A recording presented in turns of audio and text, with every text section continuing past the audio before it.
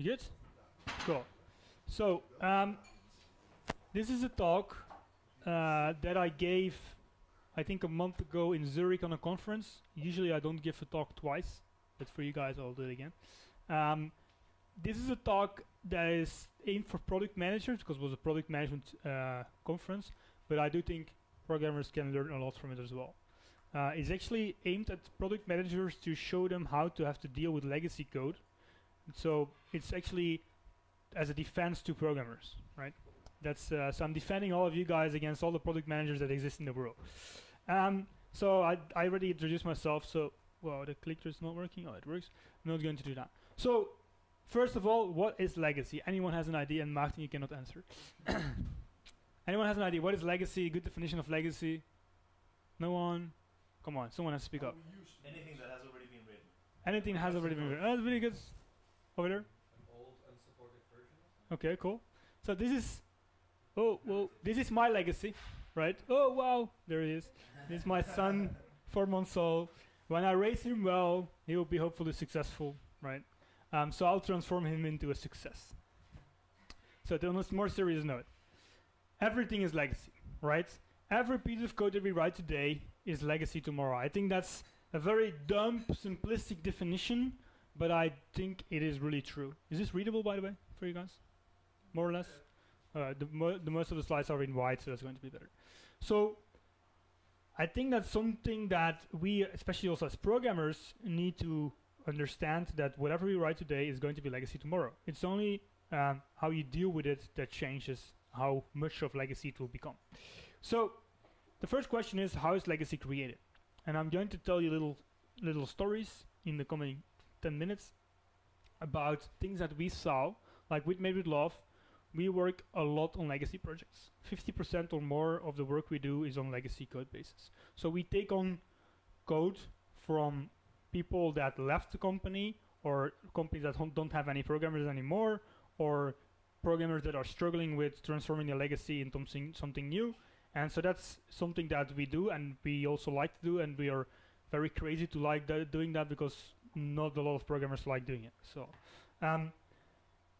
a couple of things that we encounter. So first of all, we had this project where when we dived into the code base and we started digging into it, we saw that the programmers that made the code, the founders of the company, the technical founders, there were 3 founders, 2 were technical. We saw that they did everything in their own way and in their own style, nothing following any standards. It was a project that was only 4 years old, and it was already a big mess. They DIY'd everything themselves. I think they didn't know that Stack Overflow existed even. So what we found was a huge code base, and actually the problem was both founders left the company. So we were faced with a huge code base, and it was really a big company. And no one actually knew what was in that code base. So that's of course a very huge problem when those people leave and there is no documentation whatsoever. Then another example is when product people, right, and then you can blame your product manager, project manager, whatever you want, when they cannot make clear decisions. One day they say we want to do it like this, the other day they say I want to do it like that. I see people smiling in the back, so that happens a lot, I know that. And when that happens, what you end up with is this, right? A big spaghetti code, right? And people can blame you as a programmer for that, but it's not your fault. And you can quote me on that. So sometimes the spaghetti code that we encounter, we can see that it's inherited from the management or the product people not being able to make proper decisions and changing their minds all the time. This is maybe a screenshot some of you might recognize. It's from Team Leader, right? The Belgium CRM application. You can see in this screenshot that product decisions, right, also drive technical complexity. So someone decided that this is a very simple thing. This is a form to add the project in Team Leader, right? If you think about a project, you just have a name and maybe a start and end date, right? No, they have all these other fields like who's assigned and like in which country I think the project is or whatever. I don't understand why I need that. So, and this is like product people going way too far with whatever they want to have in that form. But you can imagine that the code behind this is also going to be very complex because you have all this stuff, right? So a couple of months ago, I went through the process of redefining this flow with our UX designer and our product manager, and we ended up with this. It's like 5 fields, two optional fields, and it looks way slicker, but you can imagine also that in the backend it's going to be way simpler of a code base, right? And so what I want to say about this is that even design and product decisions drive the complexity of a code base. So another story is a story about design, right? Not a lot of people talk about legacy in design. So when you have a designer in a company, especially in smaller startups, is they'll design in pages. They'll make a page, right? They start with a page with a button on it, and then a couple of weeks later they need to make another page or a variation on that page, and then the client says, or the product owner says, yeah, but on this page I want the button to be square instead of round, right? And then a couple of weeks later the designer needs to do another page, and he starts from the second page that he made, and then he changes the color of the button, and in the end you end up with so many different types of buttons that actually all should look the same, but it's just because of they're doing iterations of iterations of iterations that there is no standard in it anymore. And that's what I call legacy in design, because one day you'll want to change the color of that button everywhere in your application, and then you're screwed, right? So I'll explain later how we can solve that. And then, what are these people? Salespeople, right? They look like salespeople, no? Like doing like fancy suit and whatever. So salespeople also make legacy code, because what salespeople will do, they will tell clients things that are not true, right? And they'll run through your desk when they come back from doing that and closing that deal, and they say, we need to have that tomorrow. And yeah, then you're screwed and you need to hack that in and whatever. So whenever that happens, run to your boss and say, I don't do that or I quit, right? Because if you do that, you're always going to end up with a huge problem in the end. So when we go into a company and we see that happening, we build in a delay, and we really say it like that. So what we say is, whenever you have an idea, you have to wait 2 weeks before we even start thinking about doing it. So that's something that's, yeah, salespeople, they always have these great ideas, but they're never good. So to summarize, bad technical design, right, will cause legacy code. Bad product design will cause bad technical design, like I mentioned, so also legacy code. And using bad practices, coding standards, whatever, not applying them, you'll also end up with legacy code. So the big question is, of course, how you deal with it, right? How to deal with it, and this is not from a programming perspective, but if I ask you guys how to deal with legacy, I think 50%, I'm not going to do the voting because that might be awkward, are going to say, let's start over from scratch, I cannot work with this code base, right? And that's maybe even more percent. And that's the most terrible thing ever you can do, right?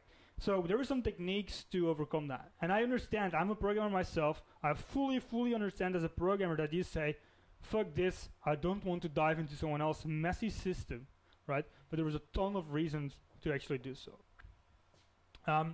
And defining if you should start over from scratch depends on 4 different elements. So first of all, the scope of the project. Second, the business criticality of the project.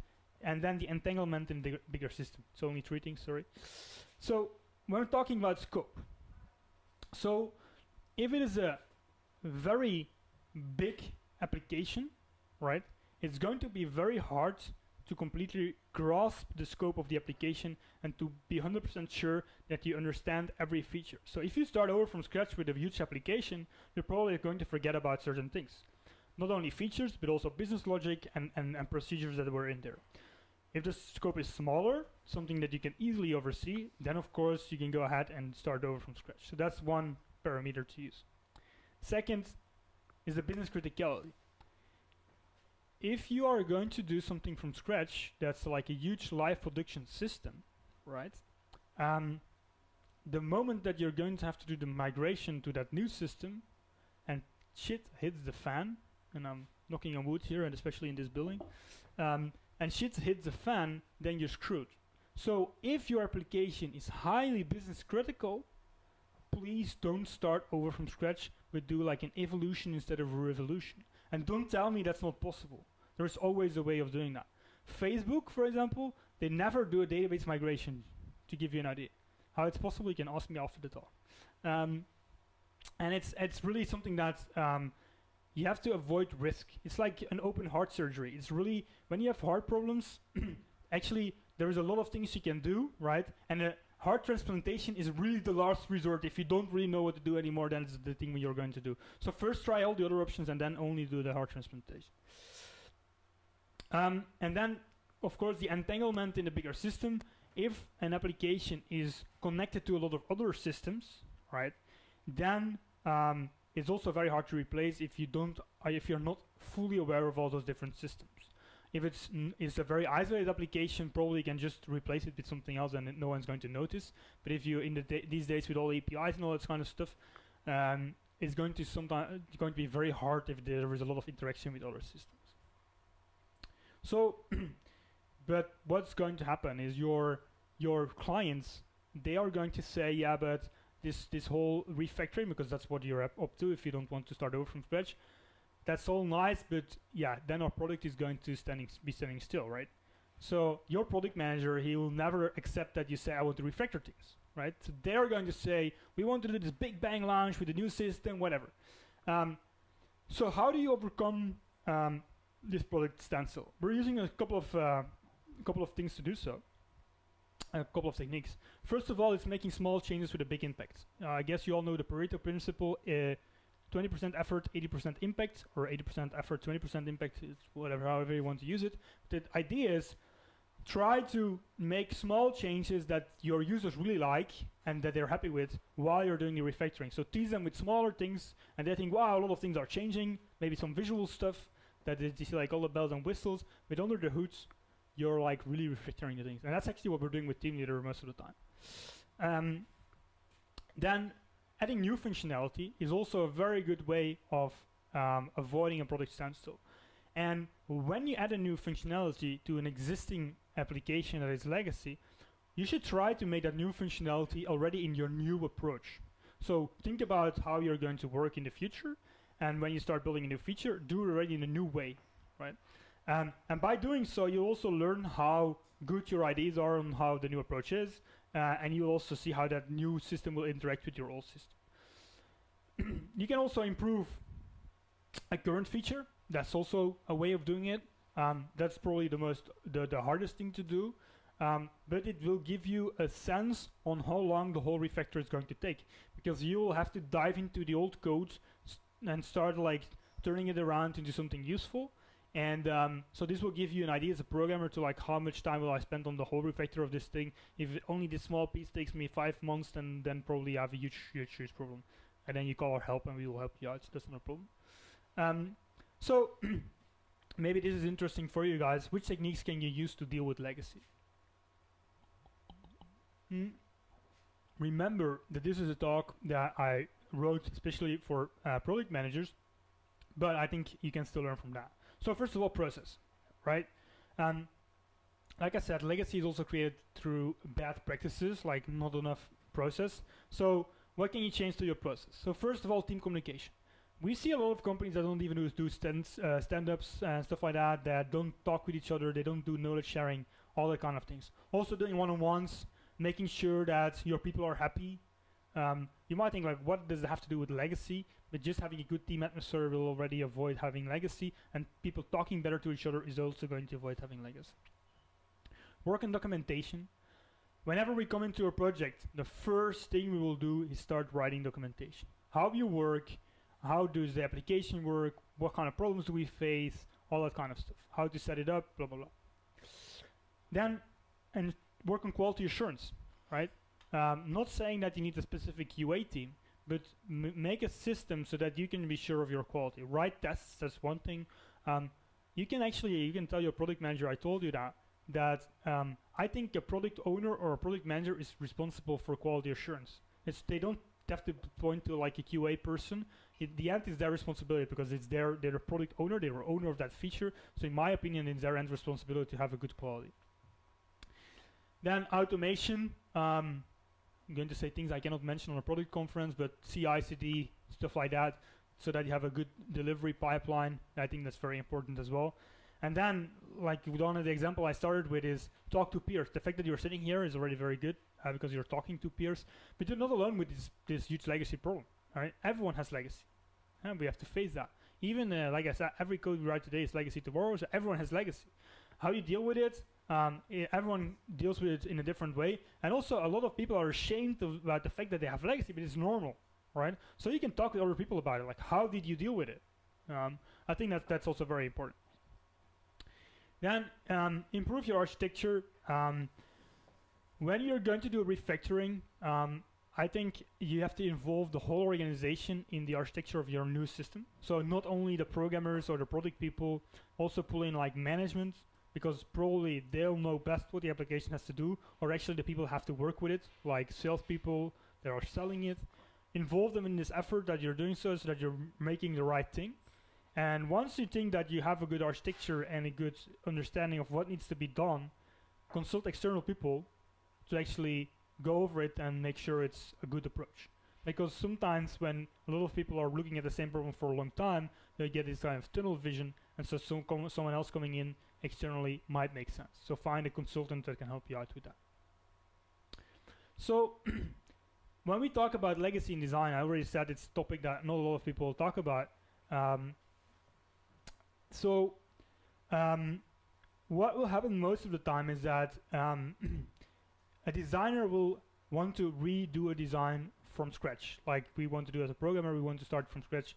The designers want to do that as well. And they want to launch this new design with a big bang, like so that you can like make a press release like we have a new design, right? That's all nice, but that's always going to take you a very long time and have a lot of trouble with that. So you're going to end up again with these kind of problems about the buttons, whatever. So how do you solve that? There's two techniques you can use, and they require more or less the same effort. Technique 1 is what I call the revolution. Technique 2 is the evolution. In technique 1, what you do is you take the old design, right? You put it into a design system, right?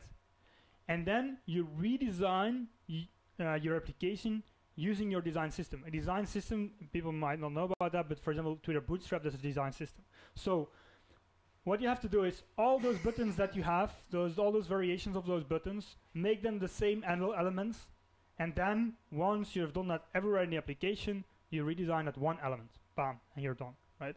The second way is an evolution, and that's where you implement the new design straight into the design system, right? This is an approach that we're taking at Team Leader. People that are familiar with Team Leader will be able to recognize it, but I'm going to show you as well. What's the advantage of that? Users will see the impact of your work immediately. They will see things changing while you're redesigning. With this, you can do a big bang, because with Twitter Bootstrap, you put a new theme on it, for example, and you have a new design, right? With the left side, with the evolutionary thing, it's going to be an evolving thing, and that's, of course, different. So what we did at Team Leader is we made our own design system. You cannot fully see it, but this is like, imagine Twitter Bootstrap, but way more advanced, right? So we define, like, this is a simple switch. We have all the stage, the default state, hover state, active state, focus disabled. We have like different sizes. We have like the spacing between them. We have like how you have to have labels next to them, click areas, whatever. So this is design, right? Then goes to a special team that we have for the design system that puts this element into React. This is their briefing, and this is also actually, you can actually go through this. If you go to teamleader.design, if you put that in your browser, you end up on this page and you'll see all the elements live in React, and you can start browsing. It's a good resource if you want to start building on a design system. So we went through this whole effort of building our design system, and then we started applying it to the interface, and I'm going to show you how that works. So this is Team Leader, I think about 1 year ago. And I think I can say that it looks like an application that was designed 10 years ago. It was only designed 5 years ago, but they didn't really have a designer, so that's why it looked as terrible as this. So people liked this apparently, and it worked pretty well, but we figured that we had to do redesign because of, first of all, also technical reasons, but also because of the design is not really up to date anymore. So what we did is we did this evolutionary approach. So we started with the dashboard. So look closely at what I'm going to click. So what we did is we made this design system that we built to work and it works with the old design as well. So this is in the design system. You can see like these nice checkboxes, and it's all, this is React. This stuff is React, for example. It works pretty neat. It looks pretty slick, and especially it works with the old sidebar and old header bar. We had to do it this way because redoing the sidebar takes a lot of time. I think we spent 3 months on just redoing the sidebar because of permissions and stuff like that. So, and also because we have different teams at Team Leader. I think there was like 7 teams or something. So we had a team that was doing the dashboard. There's other people that are working on the sidebar. There was other people that, so you cannot like synchronize that they all do everything together at the same moment. So that's also a reason why it had to be an evolution. And then at one point in time, we did this. See what happens? Can go back. We did this. Oh, this. So we have a new sidebar and new header bar, right? And it looks pretty neat. For users, it's not that big of a change because they were already used to the new dashboards, and they just see a new sidebar and think, oh, nice, new sidebar. And they don't realize that actually have a full new design, right? Because it's an evolution. Some people might think it's a downside, but I think, for example, if you have a lot of customer success people that are dealing with clients on a daily basis, they don't need to handle all the questions like, hey, oh, my design changed and I can't find this button anymore, because it's a slow process. People are getting used to the design changes. And then the very powerful thing about this is that this also works. So this is the new header and sidebar with the old dashboard design. So this allows us in Team Leader, and we can do that everywhere, we can launch functionality and redesign things asynchronously, independently of each other. So we use a system called feature flags. I guess you guys have heard about that. So we can actually decide, so what we did, for example, for the new sidebar, when we launched it, we first launched in Italy, because Italy is a market that we're pretty small in with Team Leader, so it was a little risk, right? So we launched it in Italy first, we got their feedback, and then, so the people in Belgium would still see the old sidebar, people in Italy would see this new sidebar, and it's all the same application. It's not that we have like a server in each country or something, it's all the same application. And then when we were happy with, and we made some smaller changes to it, then we started rolling it out to more and more countries, and Belgium was the last country to get it. And that's how we can do things with Team Leader and in other applications that we work with. It's actually a decision of a product manager to launch a feature, not of a developer. They can have an interface where they can say, okay, I want this feature to be delivered to 10% of the users, or all the users that where the name starts with an A, stuff like that. And that's extremely powerful if you want to deploy things, and it's way less risky as well. Because if people don't like this, we can up and we roll back to the previous version, and it works as well. So that's pretty neat. So the part you're all waiting for. How do we deal with legacy and development? I'm going to explain some techniques that we use. And there's of course plenty of other techniques, but these are the techniques that we use the most. And I try to simplify them for non-technical people to understand. So first is a technique we call Boy Scouting. I've been in the Boy Scouts, and our rule always was that when we went camping, when we went on a campsite, when we left, it had to be cleaner than when we arrived, right? So if you do the same with code base, so when you dive into a code base and you need to make changes to its legacy code base, try to leave it behind in a cleaner state. If you do that every day, at the end, you'll have a cleaner application, right? It's as simple as that. Not thinking about like, okay, this is legacy anyway, I'm just going to hack this in because it works. No, that's not what you have to do. You have to leave things in a cleaner state than when you arrived. Second is a technique that I like to use a lot, and it's called the encapsulation. I'm a pretty naive person. What I like to do is when I cannot understand, for example, in a legacy application, when there is a piece of code I cannot understand or I don't really know what it's doing, I'm just going to ignore it, that piece of code. But I'm going to put it in a little box, right? And I close that box and I don't care about it anymore. The only thing I want to know is that the in and outs of the box, that's what I want to control, but what actually happens inside, I don't care.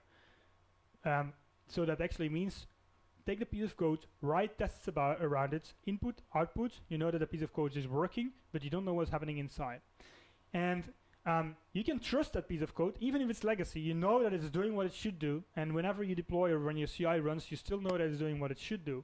And then maybe at one point in time, you need to take care of that. I mean, you have the idea like, okay, now let's tackle this little piece of crap code, or big piece of crap code, depends on your application, of course. But then the nice thing is you already have those tests, so you know what the ins and outs should be, and you can just start replacing the inner working of the box, and you already have the control mechanisms that you need to know if it's still working or not. So that's a technique I really like. And then the last technique is something I call the islands technique. It's not an existing term. I try to show it with islands, that's why I call it the island technique. And this is actually, probably some of you have played games like Age of Empires or Command and Conquer. These games where you have a map. I'm not a gamer, so I have no clue how that works. But you have these kind of, are these kind of games called? Like, it's not point of view, but I don't know, whatever. Anyway, so, sorry? Or, yeah, whatever. So you have this map you need to explore. And when you start on the game, you don't see a lot around you, right? On the map, everything is like dark, and you need to walk, right, before you see. It's a fog of war. Yeah, yeah. So, and the island technique is a bit like that. So when you dive into a legacy code base, you start on a very small island, and you start exploring this piece of code, very naively. You try to figure out what it does. And while you're diving into it, your understanding of that piece of code gets bigger, right? It gets bigger, and then maybe you need to make changes somewhere else in the application. You start diving into the code base there as well, and you find another island that you can work on, and then maybe another point or another team is working on other islands, and so you have like 3 different areas of the code you start to kind of understand, right?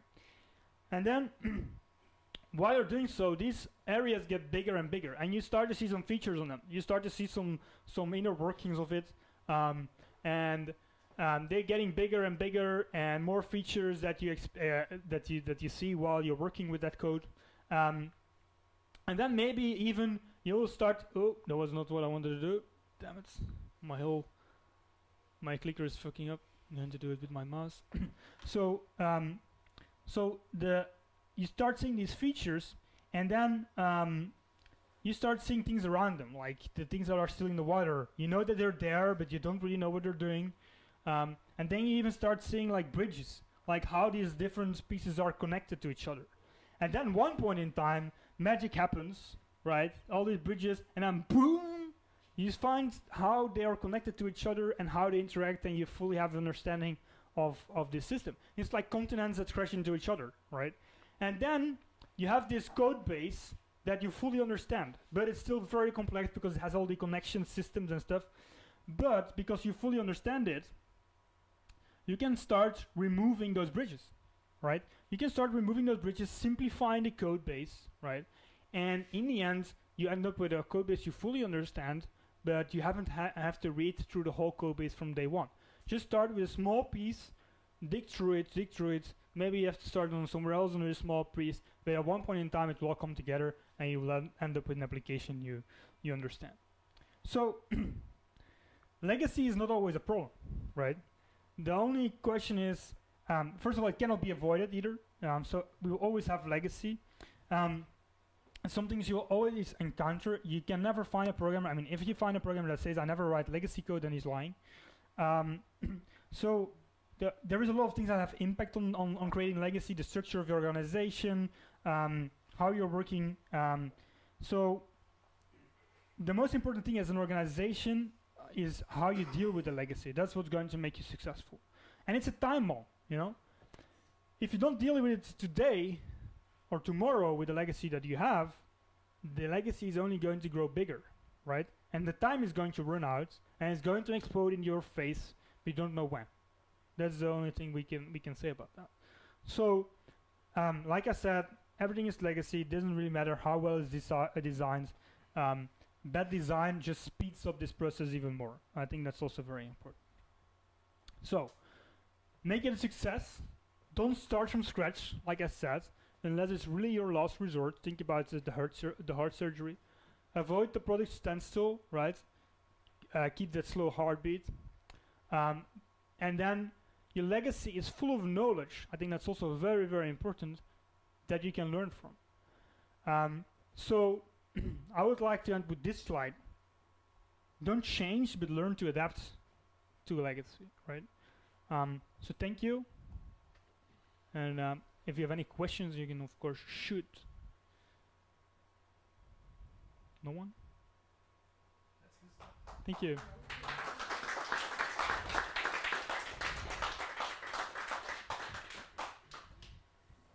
Okay, then now it's time